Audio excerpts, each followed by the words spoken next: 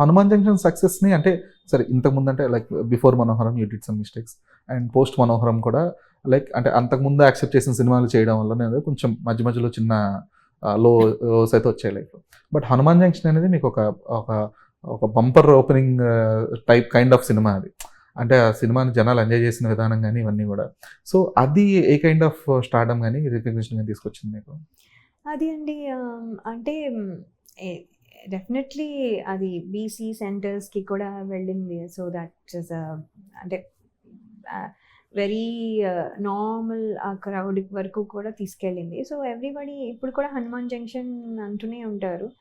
And అది I think which other films didn't ఇది చేసింది. తీసుకొచ్చింది. So took me to BCC సెంటర్స్కి కూడా తీసుకెళ్ళి రికగ్నిషన్ తీసుకొచ్చింది. సో అదర్ దాన్ దట్ పెద్ద అంటే ఎక్స్ట్రాగా లైక్ ఆర్ క్యారెక్టర్ వైజ్ కానీ Okay. డిఫికల్ట్ అని చేసిన ఛాలెంజింగ్ సీన్స్ అలా కాదు కానీ బట్ ఆడియన్స్ వరకు రీచ్ ఎక్కువ తీసుకొచ్చింది. తీసుకెళ్ళి ఓకే.